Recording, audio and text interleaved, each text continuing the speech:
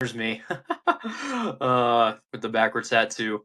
But that's part of the fun on being on Whatnot is that you really get to like market yourself and your brand. It's like you as an individual are the brand people are buying from.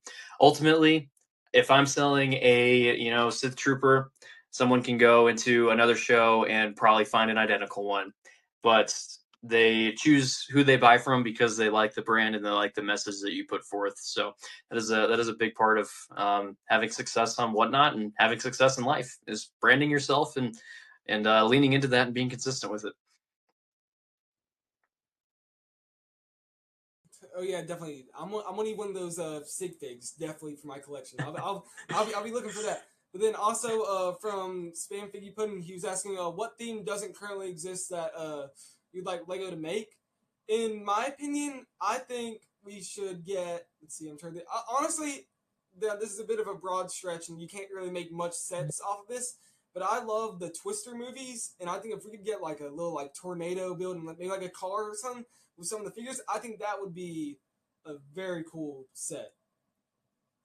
That would be a sick, yeah, that'd be a sick set. And I'm sure they could invent something with like the tornado spinning and you could like attach the figures into it. Huh, that's a good answer. I would have said Star Trek up until they made the Enterprise. I love the original, yeah, the original TV show Star Trek, but obviously they came out with the Enterprise just this past year. Um, Man, I honestly can't think of a theme off the top of my head. Honestly, yeah, I just had to think about this last minute. I saw a question. And I was like, okay, what's a theme that I can think of that's gonna be something random? I just thought of a random movie that I remember I liked, and I was like, let's go with that, and let's see if those make good sense.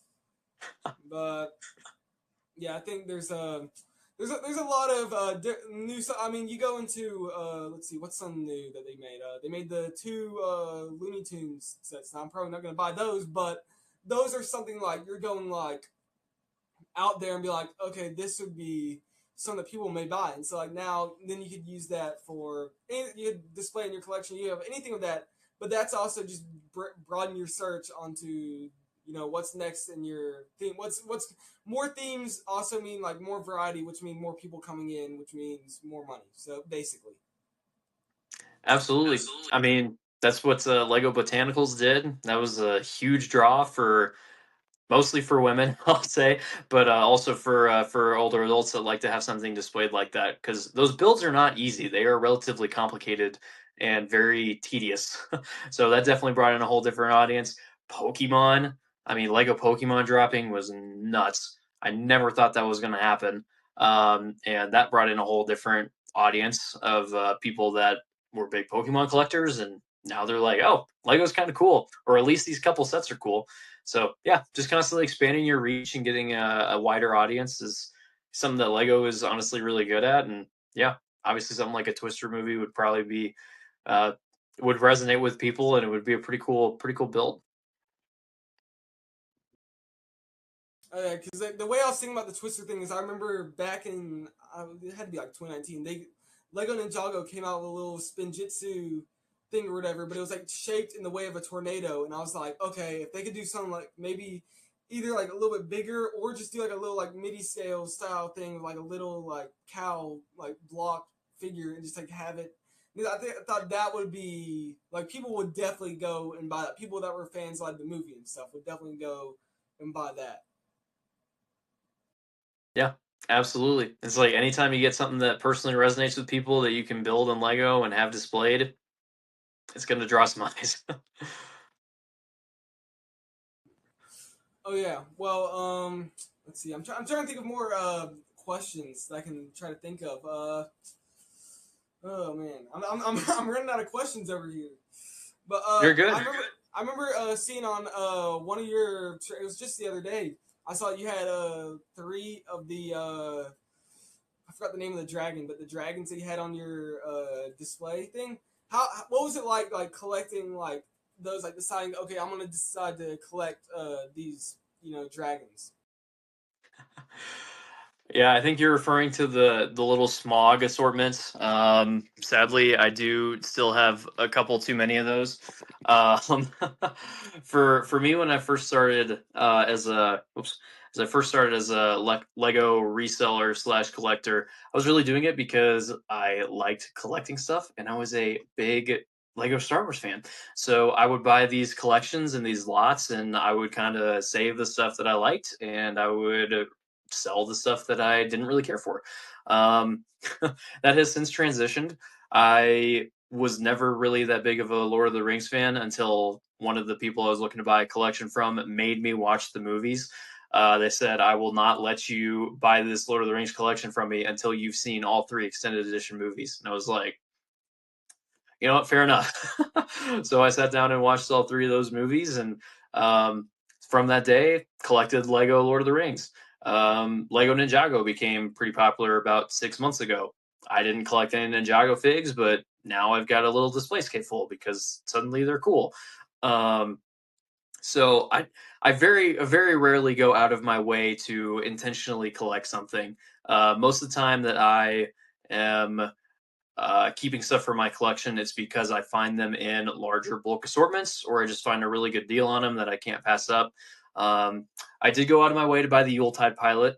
I did do that one. I did not have that fig.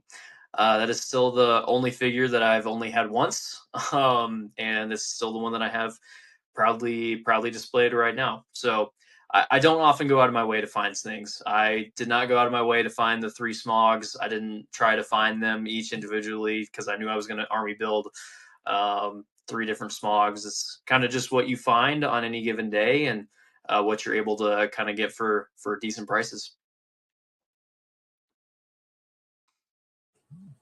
One thing I was thinking about is so you said that you were collecting. Have you ever like wish that like if you looked at your collection before you started selling, then you look at it like if you've sold from your collection, or like if you had like if you've looked at where you have back then to now, have you ever felt like sad, like, oh, now look at my collection, like I have less now than what I did, but I mean, like, have you ever felt like that at any point in time? I've thankfully only sold two items from my personal collection, and I was able to get those back, thankfully.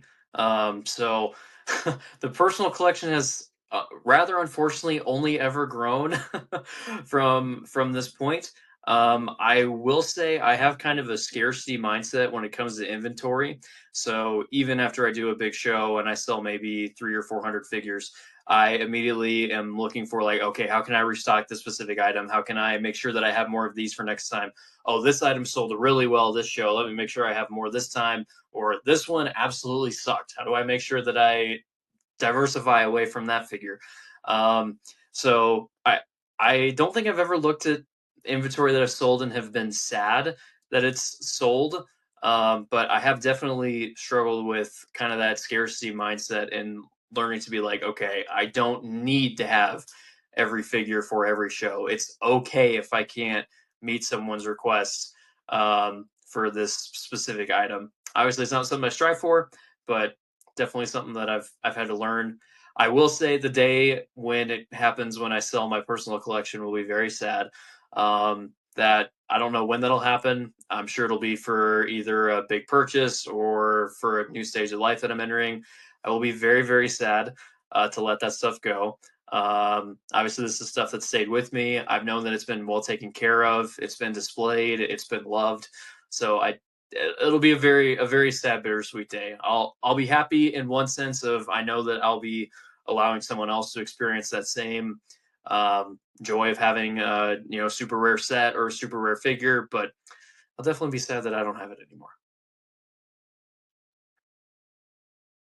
Oh yeah, well, I mean, one thing that I mean, I've sold a little bit of my collection, but I've also grown in like better figs. Like when I first started, I had a couple, like, as in the terms like high end, figs, and so like I would, and so like I had those, but now I've got like more of those and less of like filler figs than like what I did have. So it's like I may have like less figures than what I used to have, but I have like more quality over quantity figures, and so like that's what's always, kind of been with me a little bit is more like I just like that I have, more of a like I said, quality over quantity, basically.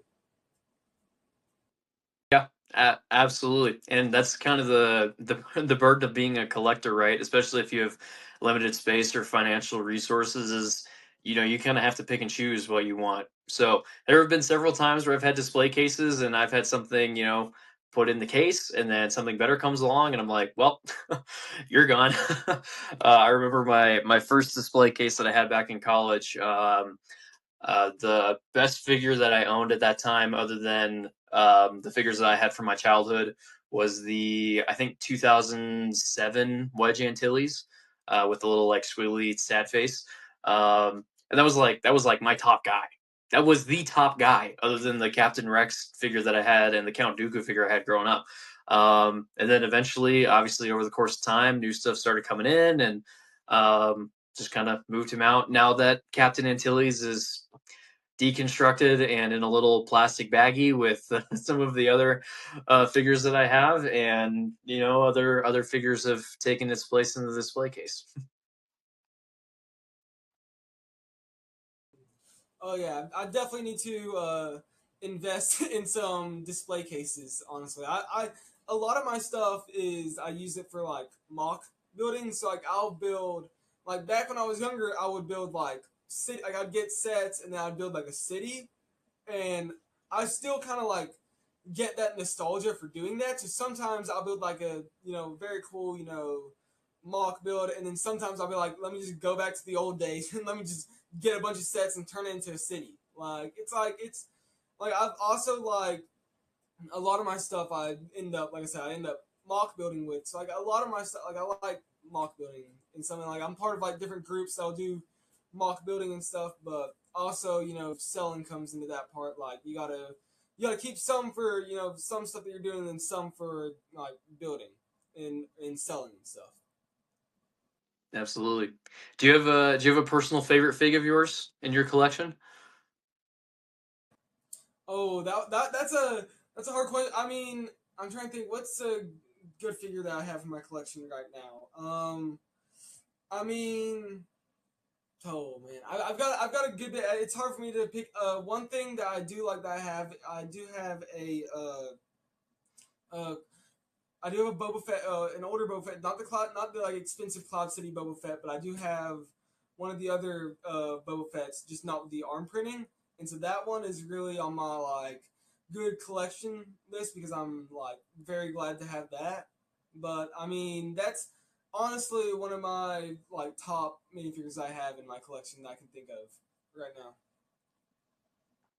That's a pretty cool one. And there's been a big push for vintage figures here over the last couple months, really. I think people started to have kind of gotten to the point where those are the figures that they grew up with. They had them as a kid when they were 4 or 5 years old, and now they're 20, 25, and they finally have adult spending money, and they're like, dang, those figures are kind of cool. I don't have them from when I was a kid. Let's go find them again. So vintage is really popular. So that OG Boba Fett is an awesome figure to have.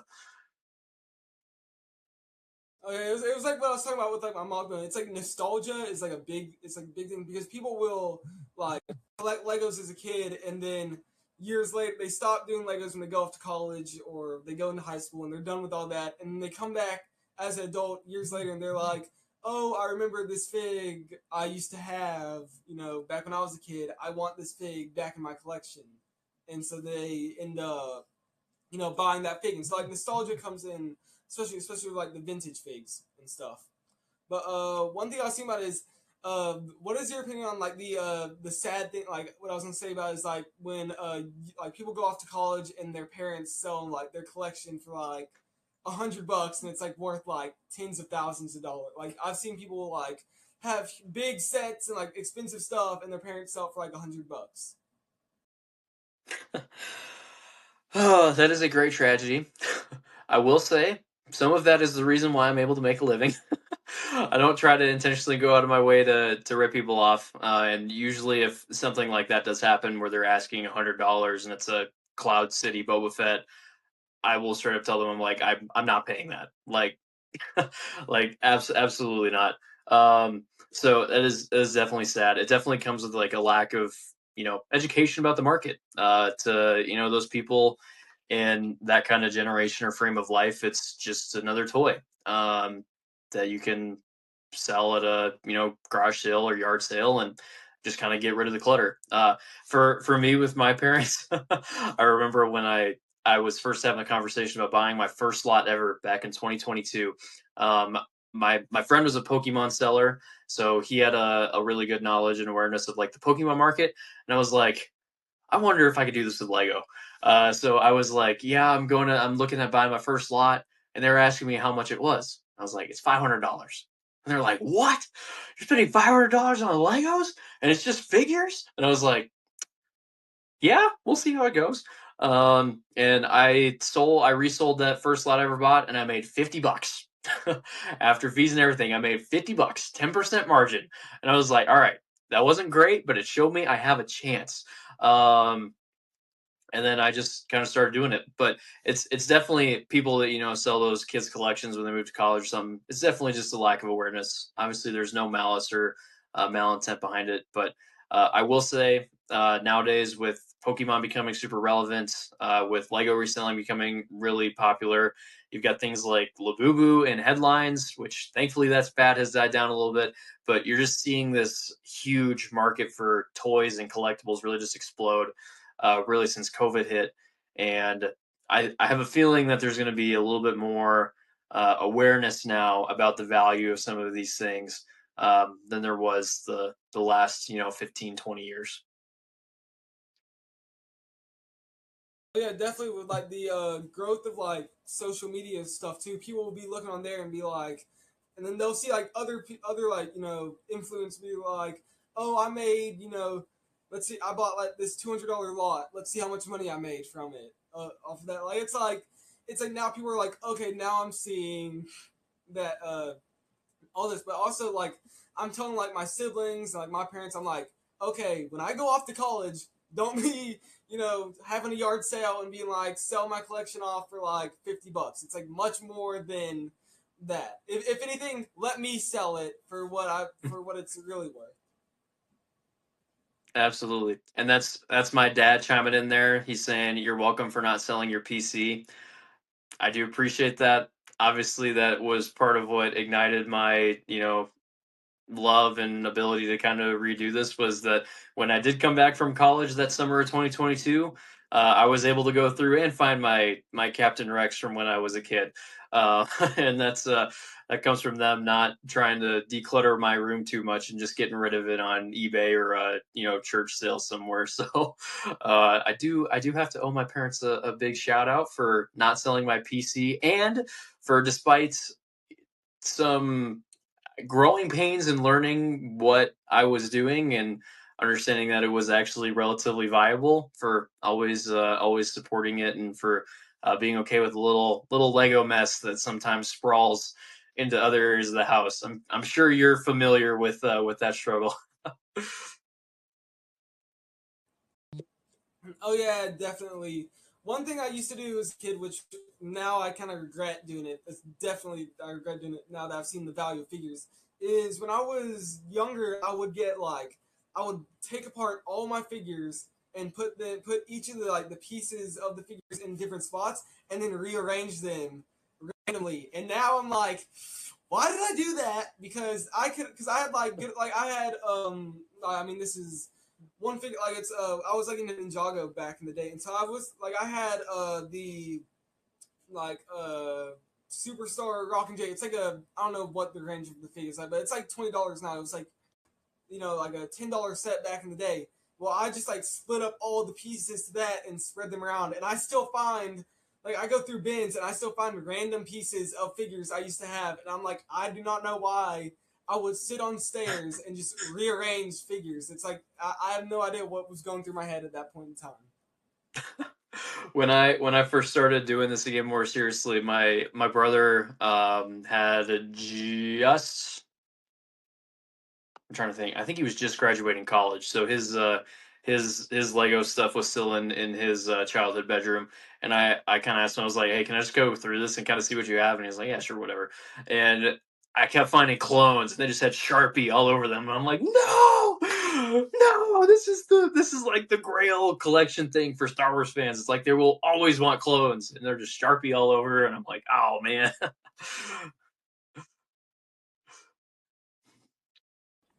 Oh yeah, well, one thing that I saw that's like the opposite of that is one of my friends, his younger brother. For some reason, I don't know how he knew all about Lego stuff, but like his collection is like he's got like a full thing of figure. Like he's got like just some.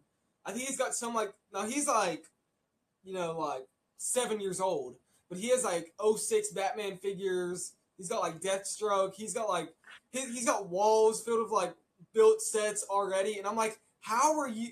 I think he even has like the Deadpool figure in his collection, just in his room, and I'm like, how do you have this stuff now? And he's like, oh, my younger brother or my older brothers used to have it, and so he gave it to, and so they gave it to me, and I'm like, and I'm talking to my friend who's like one of his older brothers, and I'm like, how did he not give that to you so then you could give that to me? How did he give that to your youngest brother? Like, if he had given that to you, I could have bought those off from you, but you gave it to him, and like his younger brother's like, oh, I'm not selling any of these figures at all, and I'm like, great, that's great for you, but somewhat, not great for me. I could be, using those right now.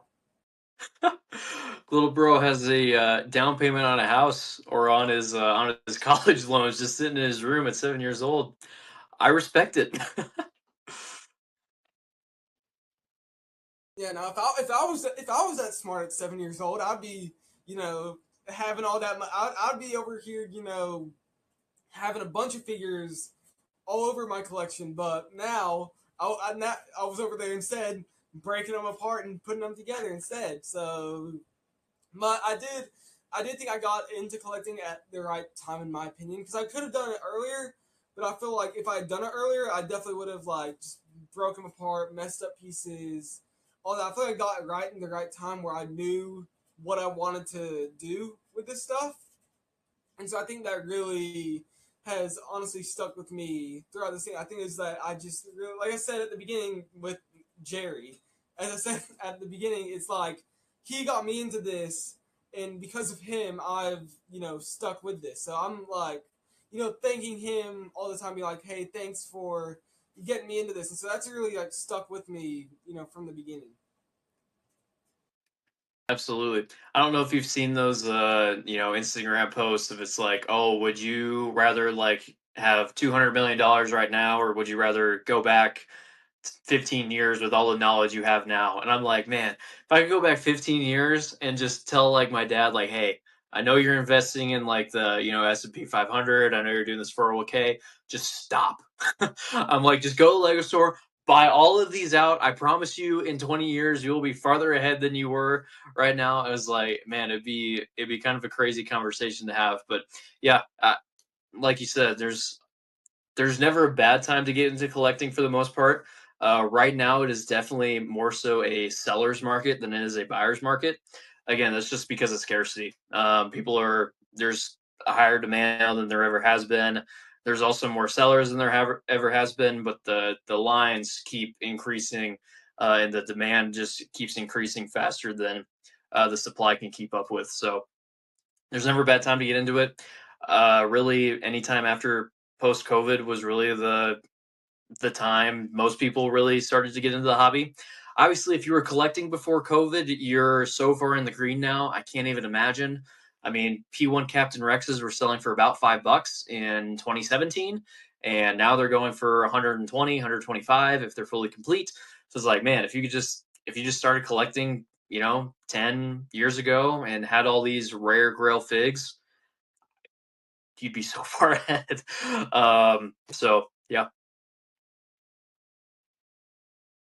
Oh yeah, well, I mean, yeah, definitely. Now I was actually I did end up collecting like right at 2019. That's kind of where I stopped. Like I said, breaking them apart and then putting them randomly. I stopped doing that and I started like getting since one thing I do remember is now I wish I got more of them, but I remember I was at my grandmother's house and I went to Walmart and I was like, hey, can I get the 501st Battle Pack set? And she bought it for me, and now it's like 40 to 60 bucks. And it was like, I don't know, like 25 back then. And I was like, I should have gotten more of those because I could have gotten more of those figs, but now, but it's still a. I think it was a good time to collect, especially 2019, and then during COVID. Absolutely. And the nice thing about Lego is that it very, very rarely decreases in value. Obviously, there are exceptions to that when a, new figure is released in the same vein of an old one, obviously the price will go down. Phase 2 Captain Rex is probably the best example of that. He was peaking at around $300 back in 2022, and they announced that the vendor was coming out, and he kind of stayed stagnant because it was a re-release in a $650 paywall set. But then the Y Wing was announced, and he cratered, absolutely cratered. You could buy the old P2 Rex for probably like $50 at the low end back in 2023 when that Y Wing was first coming out and was first announced. And now he's rebounded a little bit. He's probably back to being around an $100, $110 fig. But that is the nice thing about Lego collecting is it will very rarely go down in value. It will never depreciate, so it will never decline at a relative rate that you usually see with like cars or other kind of physical goods. But you just got to kind of pay attention to the market and the again, like I mentioned earlier, with leaks and with demand, you just got to pay attention to those trends, and you can usually come ahead if you know what you're doing. Yeah, yeah, yeah, definitely. Yeah, if you know that you're ahead, then if you can get ahead of a bunch of stuff, I think it's good. I've like, oh man, I can't talk too long. I can't talk. Need some water. But basically, yeah. I mean, just getting ahead. Like, if I know that if I hear a rumor that like something is coming out, I'm gonna try to be like, okay, this is coming out. That I need to get some form of a fig that is gonna be like I should have bought Imbo when I first heard that he was rumored to be in the movie, but and then ends up him being now skyrocketing in price, and maybe hopefully in like a year or so it'll go a little bit back down. It'll be a little bit more affordable, but still that it is a yeah good. It's a good thing if you know that you're ahead, then it usually ends up working out for you. Absolutely. I remember telling people for months that Embo was going to skyrocket and that you should buy them now. It was kind of fun. There was a little it was an incline. So usually I was averaging probably about 35 for my Embos before he was rumored, and then after it was probably like 45 to 50 because he was still a good fig and highly desired even for his, movie trailer appearance. But as soon as that movie trailer dropped, the next time I did a show, he went from I think he sold for 47 the show before, which was about 4 days before, and the next time I sold him, he went for 135. So 4 day difference because all of a sudden the demand skyrocketed, the supply completely dried up, and his price tripled in 4 days. So yeah, it's definitely paying attention to those trends is a huge one. And yeah, Rover says like knowing the value of the product gives a huge advantage in finding the inventory. Absolutely. That is a huge deal. I'm sure you've done this. I'm sure Rover's done this with Lord of the Rings stuff. But every now and again, you'll find a lot on eBay or Marketplace, and it'll just have pieces all mixed together. And it's just kind of incoherent. It's probably what you did as a kid. You just kind of mixed and matched everything together and tried to make it look cool. But if you know the value of pieces and you know the value of those replacement pieces, you can very easily get good deals on those just from having more experience and more awareness than other people. I mean, that's a huge competitive advantage is knowing that you can take advantage of mixed lots and when things slip through the cracks and just knowing values of pieces and different values of figures. It is a huge advantage. The biggest one used to be the variant Fox. Actually, it was very few people knew what to look for, and very few people had the confidence to drop hundreds of dollars on a torso that looked almost identical to the regular figure. So that was a haymaker for me for a while. Was I could just find them all the time. People didn't know what they were selling. They would put up a homing spider droid set for $100, and I'm like, buy now. Now you can't do that anymore because people actually know what they have and they researched it a little bit more diligently than they did in the past. Yeah, definitely. Let's see. I just had it, and then I was looking at some